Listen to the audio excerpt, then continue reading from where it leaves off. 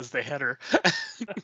Hey everybody, welcome to the Office 365 Pulse. This week we have the whole team back together. Everyone is healthy and in the States. So super excited about that. We don't have a ton of announcements this week. We have some interesting things. So we'll go through and share them. We will start with our in development. And I'm going to go ahead and let Tom start because we always steal Tom's thunder. So I'm going to give Tom the opportunity to steal our thunder today. So go ahead, Tom. What do you see on the in development list that's interesting? Well, I saw one pop up this week that I thought's really kind of cool because we get a lot of questions a lot of times from our management going, well, how do we know, whether this particular feature of Office 365 is being used? Or we get questions from our business going, well, how do I know what people are doing on my site and how long they've been on there? Well, they're now going to have active time spent reports on the SharePoint site usage. So they'll be aggregating the amount of overall time that users are spending on your site, and you can go find that. I think that's going to be really helpful to people or disturbing to people, depending on whether your numbers are really high or really low.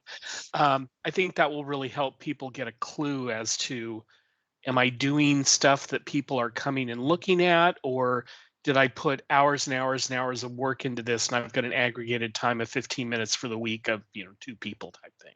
So I'm looking forward to seeing that and making that a little bit better known when it comes out. Super excited about that. And all of that is done using the Office Graph. So all of that intelligence that's in the Office Graph, I think we're going to start to see a lot more reporting and analytics around what's coming in the graph. So I'm super excited to see that coming into. There's a couple of third parties out there right now that are already doing some stuff like that. So if that interests you, I'd encourage you to check out tyGraph. They do a lot of stuff in that space as well right now, already tracking that. So they're kind of leading out in that space right now. I was just talking with my husband who's doing some stuff with them last week, and we were talking about some of the interesting things they're doing in that space as well. So a little plug for our buddies over at tyGraph who are doing some things out there in that space, but all cool stuff. One that I thought was interesting was improved SharePoint tab and new SharePoint pages tab that allow users to paste link to tab pages and list in Teams channels. And what this really says to me is once they allowed us to easily paste SharePoint pages into Teams, you kind of get a little bit crazy, right? Because SharePoint pages are everywhere, Teams tabs are everywhere, and then it's like, holy cow, we have stuff everywhere.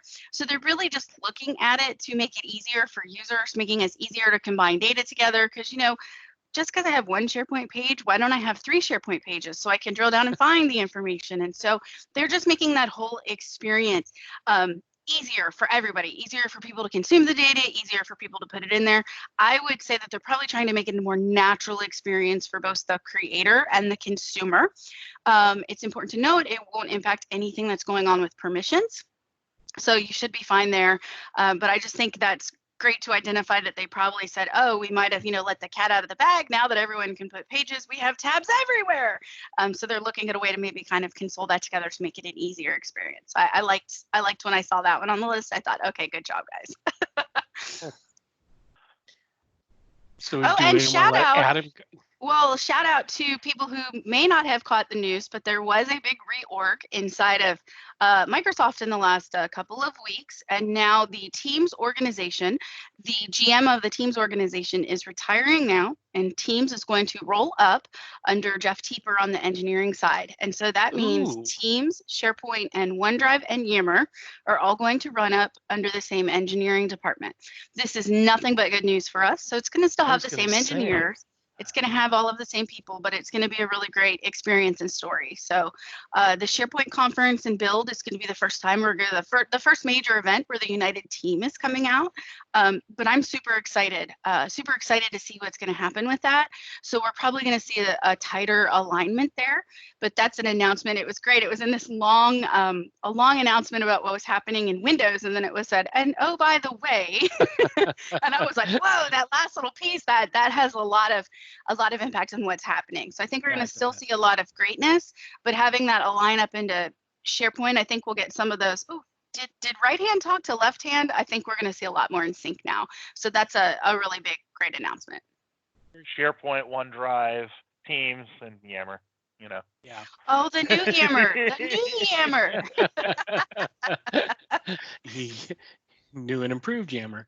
I know we all work in healthcare and government, so it's not like we're like the least of the Yammer users anyway. So it's not fair to discuss. There's one other item that I wanted to mention, and I kind of thought it was already out there, but the fact it's marked as in development was a little surprising to me.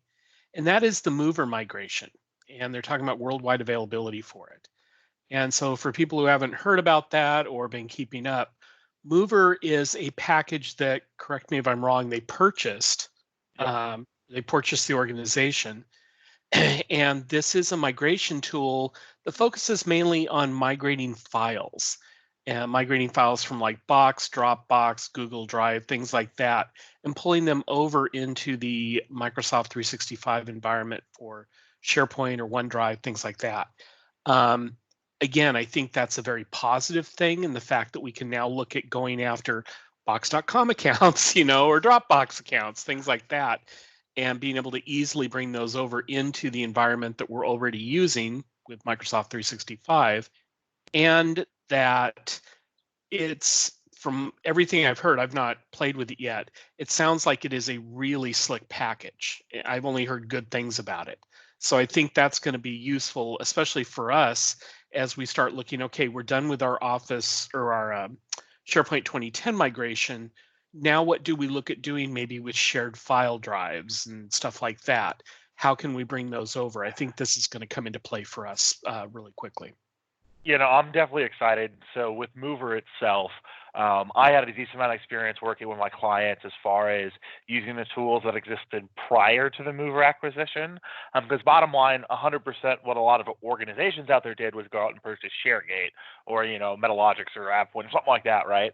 But if you didn't want to do that or didn't want to invest in the money, maybe you weren't doing something like what Tom's company did, moving a whole SharePoint site. You're just wanting to look at, how to ingest old files from an old file share or something. The tool that you had to do that before was the SharePoint migration tool. And I have a lot of hours spent with the SharePoint migration tool and working with clients and going through and doing it. And once you got comfortable with it, it was kind of cool. And if you ever worked with Microsoft in the sense where they were doing like a fast track migration for you and they use a SharePoint Online tool and you could see what they could do once they're adding like the power of scripting with engineers and stuff, you could move a lot of data. But for the average company and average IT team, it was kind of a hot mess to get into. Like it worked well once you learned it, but it wasn't that intuitive. And like to a T, that's what I think about when I think of Mover, because Mover is intuitive. It's user friendly. They even have solutions that are like actual focused at end users and not admins. It's a very easy interface to go in and click through what you want to do and what you want to move.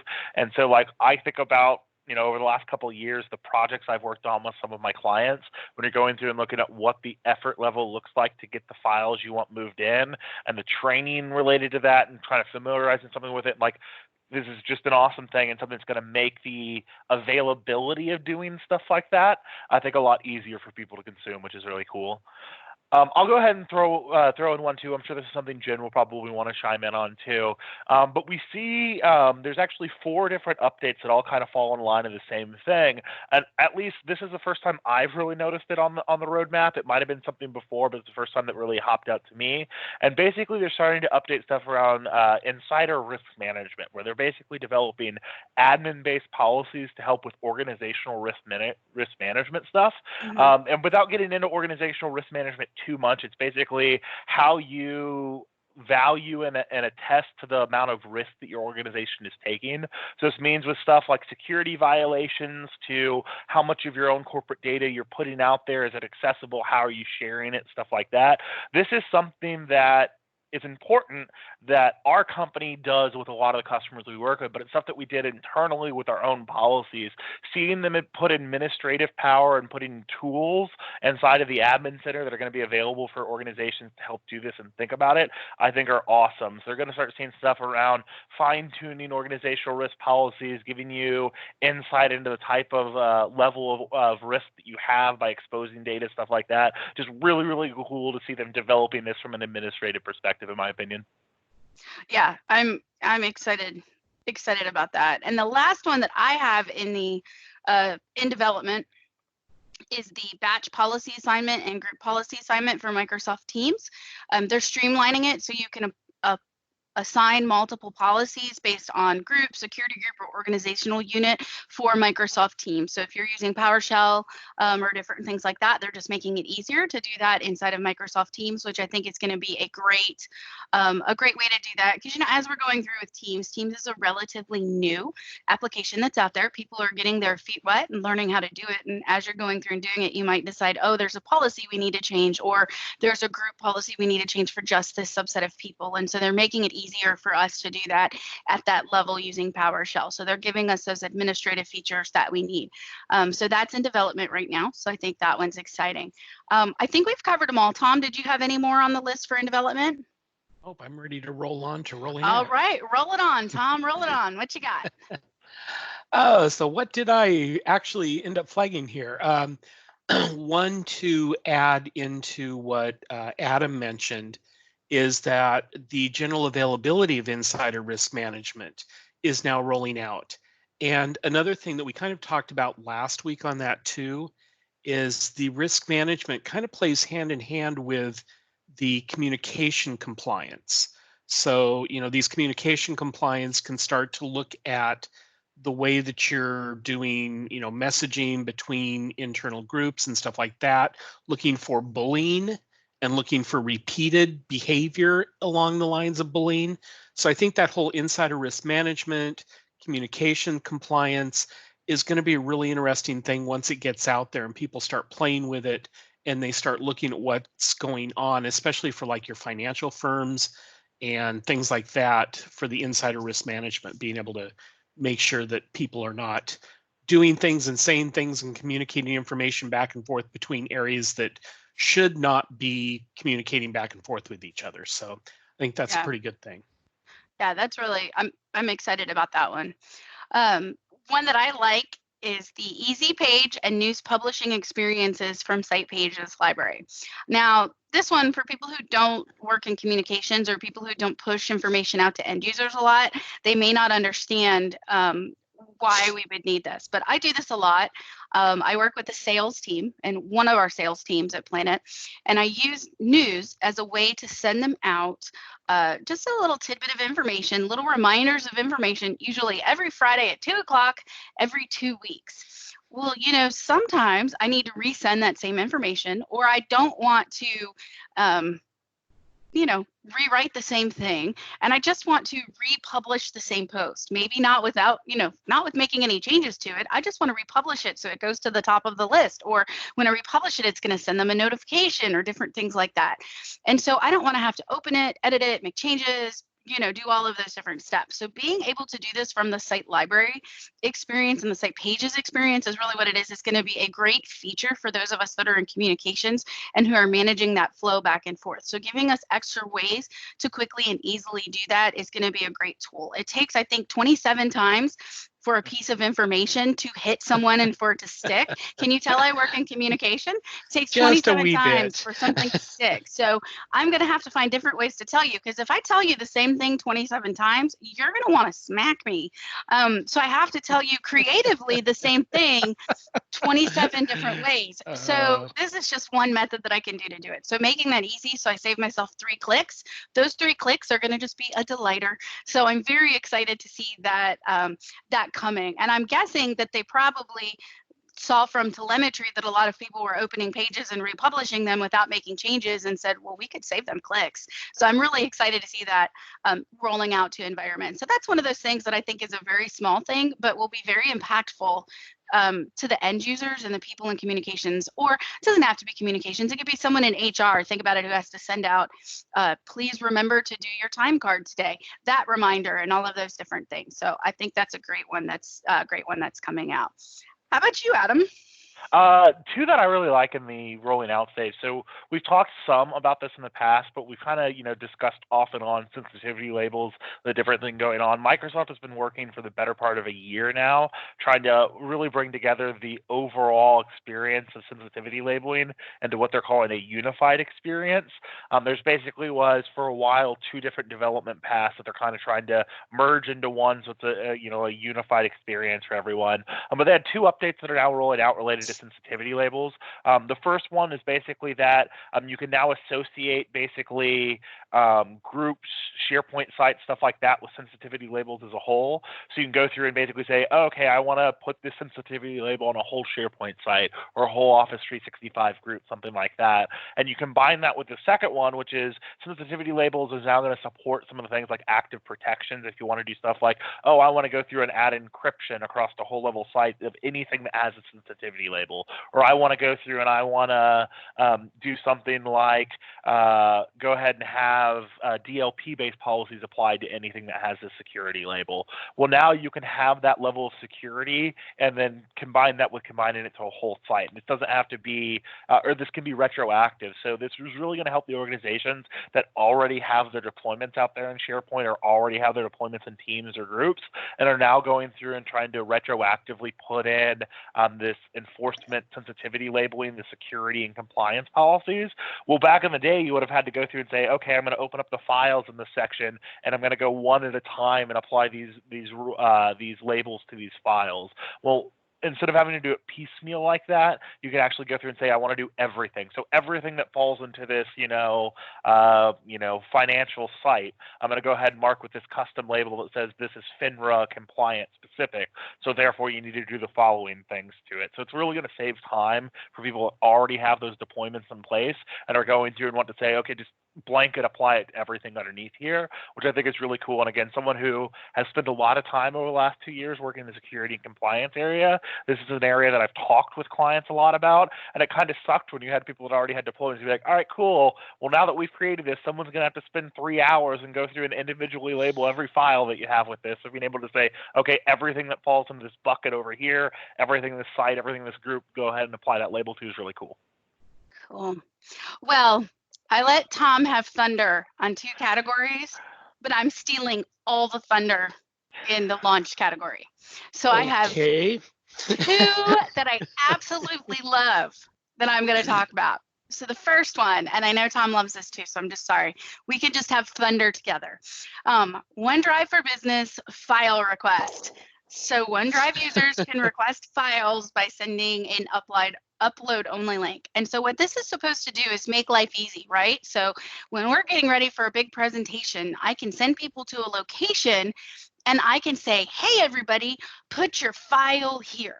Whereas before, it's like, hey, here's the template you should use. And then Bob saves over the template. And then Karen saves over the template. And then Josie uploads the wrong template and screws up Karen, who's next. And it just becomes this big mess. And then everyone's upset. And then someone else changes the name. And then at the end of the day, I'm spending an extra hour or so cleaning up templates, renaming file names, and doing what I need anyway. When in the end, I should have just said, everybody just email me your template. Well, now we have this magic feature inside of OneDrive that just takes the simplest business process that we probably do 2 to 3 times a week and just makes it easy. So I'm super, super excited about that one. I have yet to see this one in the wild. Now that I see this is launched, I'm going to go check every tenant I have to see if they really mean launched or see what launched really means, but they say launched. So if it's not there, it will be there imminently. So I'm super excited about that one. Go ahead, Tom. The thing that I like about this one too is where you're talking about somebody puts the same file out there and it overlays the other file. Well, this appends the name of the person who's uploading the thing. So you don't get those overlaid unless they overlay their own, and that's their own fault. Right. I really like what they've done with this one, and I'm looking forward to pushing that feature out in terms of people understanding what's going on, because I think that's going to be very popular in our environment. Right. Like I think when we're talking about working with users, why should I care about OneDrive? Well, this is a great feature. I'm not even going to talk about the technology. I'm going to say, hey, who has to collect files and pull them together? Who has to go from somebody to collect and use this? Like I've got people internal at Planet that I can say, hey, I know you have to collect documents from people. Let me show you this feature. This feature is going to change the way you work, and it's just going to make your life easier. And so I'm super excited about that. We can do whole learning campaigns about just making your life simpler. And that's all we care about. It just makes their life simpler. We don't even have to talk about the technology. It's like, hey, if you give me 5 minutes, I can make your life simpler. And I don't even care. Who cares about the technology? I've just made your life simpler. It just happens you're using OneDrive instead of Office 365 to do it. But I'm not going to lead with that. I'm not going to lead with that at all. I'm going to lead with, do you get annoyed when you do this and people can't follow instructions, that's going to be my lead-in, because everyone can relate to the people can't follow instructions piece. And then I'm going to be like, here, get the results you need, even when people can't follow instructions. That's the whole tagline. So super excited about that. And then the other one that I just love is the SharePoint web part with code snippets. So this one is important because I feel like there were certain what we would call blockers of what would take someone and keep them from going to a modern SharePoint site or a modern page. And we used to be able to do these magical things of, well, I can't do what I want to do with out-of-the-box SharePoint, but they gave me this web part that let me run my own code in it, and then I could make it do what I wanted. Well, then when Modern came out, they called it a railed experience, which means it's a really cool, super high fast train, but I can only go on the tracks and only to the destination that they want. And I couldn't do anything custom. So if I wanted a red train, but it was a blue train, well, that's great. I could have a blue train and I could go where they wanted me to go. And that's just the way the experience works. That's just the way Modern Pages were. And it was really great because it was a super high fast blue train and it worked for 90% of what I needed to do. They've been trying to blend that in because, you know, in order for us to get quick to build, responsive, beautiful looking sites, they have to keep us railed. They have to keep us out of our own way so we can do things easily. But they have introduced a code snippet web part, which means I love the way they've written this so that it allows web part authors to share code snippets with correct syntax for many commonly supported development languages on their Modern Pages. So I think that means they just spread out the rails a little bit. So there's probably still limitations to, I know there's limitations to what we can do. With correct syntax. Oh, definitely. But as long as we're playing within their sandbox, they gave us some more toys. So if there were certain things that you were trying to do and you needed that code snippet, they're opening the gates a little bit more. So if there's something that you needed to do, that's something you can definitely look at, and that's launched and that's out there. So I think that's a great thing to go and look at. So between that and the PNP web parts and all of those other things, I think there's a lot of development options, and your reasonings to stay on classic pages should be very quickly going to the wayside. So those are my two. I stole your thunder, Tom. I know. No, you actually didn't. I wasn't Okay, gonna go with that second one. So you're pretty good on that one. All right. Well, now you can go and probably steal Adam's thunder. No, I'm going to stay out of the stuff that Adam would talk about because I would be way in the deep end at that point. With how short I am, the deep end doesn't have to be that deep. One of the things I found on the Microsoft Teams is they have auto renewal. So it can be a situation where you say, hey, this is going to expire in, say, 6 months or whatever. And it used to be that the owner would have to go out there and hit the site to make sure there was still some activity, you know, the whole bit. Well, now a team with an expiration policy will renew automatically when a member visits a channel, so the team owners don't have to be the person remembering, oh, I need to go out there and do something so it still looks like it's being used. I think that's really cool because a lot of times the owner may not be there anymore, and all of a sudden people who are using this, they go out to use it and poof, it's gone because the owner didn't do something. Well, the owner doesn't exist anymore. I think this will help take that burden of trying to make sure everything's in place and everything's perfect so you don't lose data inadvertently. I just like how this basically says, yeah, people are still using it, therefore we're not going to get rid of it yet. So I like that idea a lot. Yeah, so there was one I wanted to point out, and I read this one, and when I read it, it was kind of, oh, well, that's interesting. I guess we'll have to see how intrusive it is. But the admin in me read this one and was like, oh, man, I'm glad that's something that I saw as we were going through and reviewing the roadmap, because this is something I'll definitely tell some of my clients about. So they have a new update in there that says Microsoft Teams feedback surveys. So they basically say, let us know how we're doing. From time to time, users will receive a survey asking them to rate their experience in Teams. So first and foremost, we will all agree across the board here, giving your feedback to Microsoft Microsoft is good and a worthy exercise to do. Through the user voice, through feedback channels like this, they actually do enact a lot of changes that people ask for. That's how they figure out if people are liking the experience, stuff like that. So 100%, this is not to say that, doing feedback is bad. In fact, we all encourage it. With that said, if I was an admin and I'm trying to go out and roll out teams and all of a sudden these surveys start popping up for users, I would be kind of annoyed not knowing that was going through. So they go on to say in the second part of the update that admins can basically control the feedback experience for users by creating and assigning policies via PowerShell. So you can probably limit how many people are getting asked, how often they get asked, stuff like that. So if I was going through and doing a pilot of teams, maybe that was something that I want to do my own feedback that I'm doing to get an idea of how my users are liking it in the organization, so I care a little bit less about that feedback going to Microsoft right now. And so having the ability to go in and control this through PowerShell is something I'd want to know, and something I'd probably want to go through and configure, because you don't want to do it where, okay, well, the survey is going and it's giving feedback to Microsoft, but you're not seeing that information, so therefore you don't know how it's going. And then, okay, well, maybe Microsoft is getting their own feedback and I'm going to send out surveys, so then my users feel overwhelmed because they're getting asked 3 times a week how they're liking teams. They're going to be like, I hate it, leave me alone, stop talking to me, So like, it's one of those things that as an admin, when I read this, I was like, okay, well, like, first of all, I completely support giving feedback to Microsoft, but as an admin, this is something I want to be aware of, especially knowing that I have the ability to control it. And as we've talked about oftentimes before, the ability to control it, you're going to need to do some PowerShell, and you're going to need to look up how to do that, because it's not going to be obvious. It's not going to be in the Teams client. It's not going to be in the admin center, because this is a new feature. Yeah, and when part of our adoption that we're working with users, one of the largest migrations we're doing right now, we have a full-time person that does nothing but feedback on our training videos. So on every one of our training pieces, they can hit feedback. And I can assure you, we get 30, 40, 50 pieces of feedback a day, and they have no idea who they're talking to. Yeah. So sometimes it's feedback on how the rollout is going. Sometimes it's feedback on the actual product, and occasionally it's feedback on the training. Like, it just varies. So they're giving you feedback, and we filter through it and get it to the right group of people. And so it's very interesting. And so in replying back to them, they're like, oh, I didn't know I wasn't talking to Microsoft, or I didn't know. And so it's very interesting. I, as an admin or someone running the project, it's so important that yes, it's important that Microsoft knows, because I want them to fix the stuff that annoys my users, but I also want to know what's annoying my users as well, so I can fix that if it's something within my control. Yeah, well, and on top of that too, if you did, this is a new thing.